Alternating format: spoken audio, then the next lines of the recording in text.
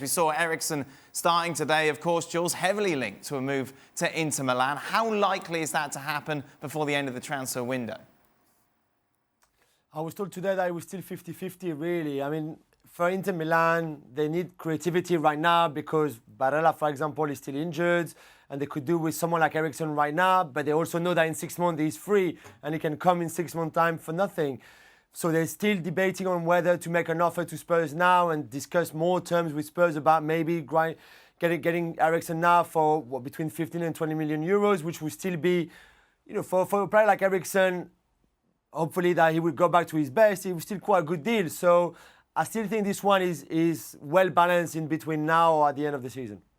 Jules, so they're going to bring anyone in? Oh, sorry, Craig. No, you're good. No, you're going to say? No, you're good. You want to say? No, I'm more interested in who they're going to bring in. No. What are we going to say? Like, he got booed before the game.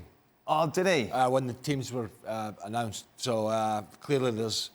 I mean, from his... Do you know they had a discussion in England about if Inter Milan was a big enough club? I saw that on an English channel. I mean, seriously, the ignorance of some of these people is astounding. Are Inter Milan big enough for Christian Eriksen and bigger than Tottenham? I mean, do me a favour. Why would he not want to go there? Yeah. Do you know what I mean? Why would he not? He can another bow to their, another string to their bow.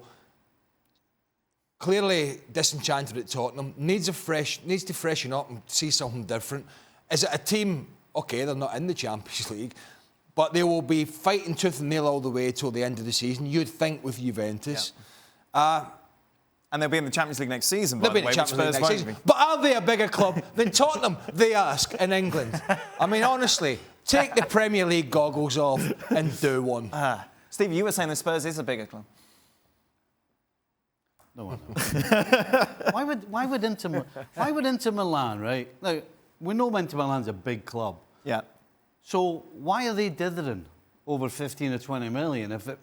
This could be the difference between them, winning the league or not. So what are they waiting for? Yeah. It makes no sense. Well, of course, we'll keep up to date. Meanwhile, are Spurs going to bring anyone in, Jules? Yeah, I think Gedson Fernandes, the young and very talented Benfica midfielder and Portugal midfielder, is definitely on his way in.